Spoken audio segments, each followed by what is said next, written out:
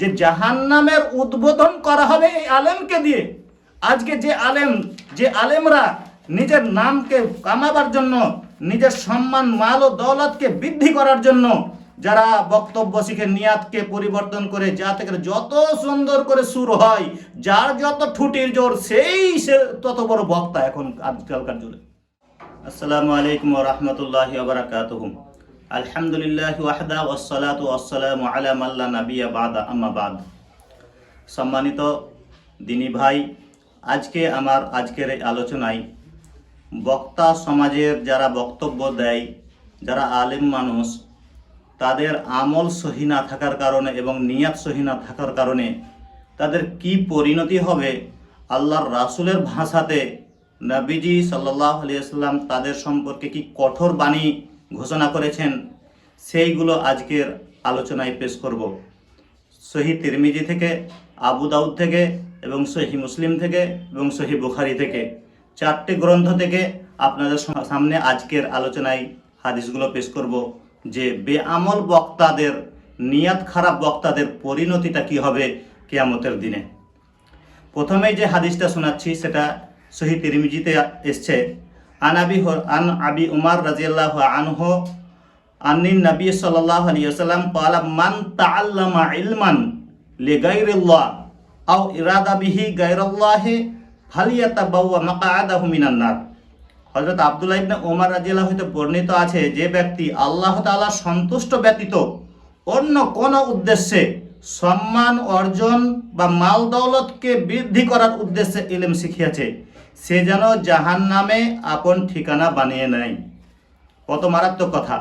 যে সম্মানকে বৃদ্ধি করার জন্য লোক বাহবা দিবে বলে, লোক খুব ভালো বক্তা বলবে বলে, খুব ভালো ভাইরালওয়ালা বক্তা বলবে বলে, খুব নাম প্রচার করা বক্তা হবে বলবে বলে, এই নিয়ত নিয়ে যারা ইলম শিখেছে বা ইলম এরকমভাবে যারা শিখে, তাদের ঠিকানা আল্লাহর রাসূল বলছেন যে তার ঠিকানা সে যেন জাহান্নামে করে নেয়। কত কঠিন কথা! আর একটা হযরত আবু হুরায়রা থেকে একটা হাদিস এসছে আবু দাউদের মধ্যে, যেখানে বর্ণিত আছে রাসূল সাল্লাল্লাহু আলাইহি সাল্লাম বলেন, যে ব্যক্তি মাল দৌলত, টাকা পয়সা উপার্জন করার উদ্দেশ্যে বক্তব্য ও ইলমকে শিখে, কিয়ামতের দিন সে হুজুর, সে বক্তা জান্নাতের খুশবু পর্যন্ত পাবে না। সুবহানাল্লাহ! সে জান্নাতের খুশবু পর্যন্ত পাবে না। সহিহ মুসলিম শরীফে একটা হাদিসে এসেছে, আবু হুরায়রা থেকেও এই হাদিসটি বর্ণিত আছে, লম্বা হাদিস বর্ণিত হয়েছে। রাসূল সাল্লাল্লাহু আলাইহি সাল্লাম বলেন, কিয়ামতের মাঠে সর্বপ্রথম 3 প্রকারের মানুষের বিচার হবে, তার মধ্যে একজন হলো আলেম। কিয়ামতের মাঠে সর্বপ্রথমে যে বিচার শুরু হবে, আল্লাহ তাআলা বিচার যে শুরু করবেন, সেদিন সর্বপ্রথমে আলেমকে দিয়ে শুরু করা হবে, আলেমকে দিয়ে। তারপর একজন শহীদকে, আর একজন দাতা যে দান খায়রাত করে। আলেম মানুষটিকে, মাওলানা সাহেবকে, হুজুরকে, সেই বক্তাকে আল্লাহ তাআলা তাকে দেওয়া তার জ্ঞান, বুদ্ধি, যুক্তি, তার ইলম সম্পর্কে স্মরণ করিয়ে দিয়ে আল্লাহ তাআলা বলবেন, তুমি যে বক্তব্য, ইলম, হাদিস, কোরআন, নানান রকম ছন্দ, নানান রকম কথা লোককে হাসাবার জন্য যে সমস্ত কৌশলে তুমি লোকের মন জয় করেছো, এতে তোমার নিয়াত কি ছিল? আল্লাহ তাআলাকে বলবেন, আল্লাহ তোমার সন্তুষ্টি অর্জনের জন্য আমি এই ইলম শিখিয়েছি। তখন আল্লাহ তাআলা বলবেন, এই জন্য তুমি শিখেছিলে যে তোমাকে লোক যাতে বড় আলেম বলে, বড় বক্তা বলে, বড় মুফাসসির বলে, বড় হুজুর বলে, ওটা বলা হয়ে গেছে দুনিয়াতে। অতএব তোমার এখানে আর কোনো প্রতিদান নাই, অতএব তুমি কিচ্ছু পাবা না। তাকে টানতে টানতে, হিঁচড়াতে হিঁচড়াতে তাকে জাহান্নামের মধ্যে ফেলা হবে। তাহলে সম্মানিত দিনী ভাই, বুঝতে পারলেন যে জাহান্নামের উদ্বোধন করা হবে এই আলেমকে দিয়ে। আজকে যে আলেমরা নিজের নামকে কামাবার জন্য, নিজের সম্মান, মাল ও দৌলতকে বৃদ্ধি করার জন্য যারা বক্তব্য শিখে নিয়াতকে পরিবর্তন করে, যা থেকে যত সুন্দর করে সুর হয়, যার যত ঠুটির জোর, সে তত বড় বক্তা এখন আজকালকার যুগে। সে কোরআন হাদিসের সঠিক তার জ্ঞান থাক আর না থাক, যদি ঠুটির জোর থাকে তাহলেই সে বড় বক্তা। আর একটা মারাত্মক হাদিস আপনাকে শোনাচ্ছি, সহিহ বুখারীর মধ্যে হাদিসটি এসেছে, হাদিস নম্বর 5139 নম্বর সহিহ বুখারীতে এসেছে। হাদিসটা বর্ণনা করছেন হযরত উসামা ইবনে যায়েদ রাদিয়াল্লাহু তাআলা আনহু। তিনি বলছেন, আল্লাহ রাসূল সাল্লাল্লাহু আলাইহি ওয়াসাল্লাম বলেছেন, ইজাউ বির রাজুল ইয়াউমাল কিয়ামাহ, কিয়ামতের দিন এক ব্যক্তিকে আনা হবে, এক হুজুরকে আনা হবে, ফায়ুলকা ফিন্নার, অতঃপর তাকে জাহান্নামের মধ্যে নিক্ষেপ করা হবে। ফাতানদালাকা আফতাবুহু ফিন্নারে, তখন আগুনে পুড়ে তার নারী ভুঁড়িগুলো বের হয়ে যাবে।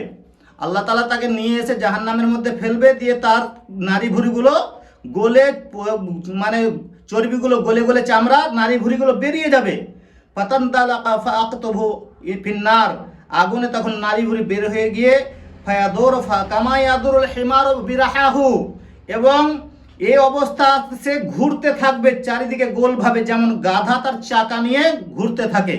আপনারা দেখেছেন, আগে আমরা দেখেছি গরুতে মারল না, মানে মাঝখানে একটা বাঁশ বেঁধে দিয়ে গেড়ে দিয়ে তাতে দড়ি দিয়ে গরুকে, দুটা তিনটাকে গরুকে একসাথে মানে চারদিকে মারণ মারত, ধানগুলোকে ছড়াবার জন্য পায়ে পায়ে ঘুরে ঘুরে ঘুরে ঘুরে।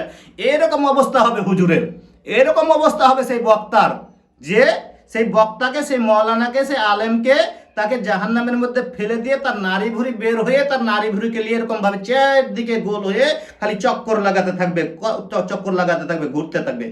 ফাজতামা আহলান নার আলাইহি, তখন জাহান্নামের লোকেরা সেখানে এসে উপস্থিত হয়ে একত্রিত হয়ে বলবে, ফায়াকুলুনা আইয়া ফুলানিন মা শানুকা, কি ব্যাপার আপনি এখানে, বক্তা সাহেব আপনি এখানে কেন, হুজুর সাহেব আপনি এখানে কেন, মৌলানা সাহেব, মুফাসসির সাহেব আপনি এখানে কেন, আপনার এই অবস্থা কেন?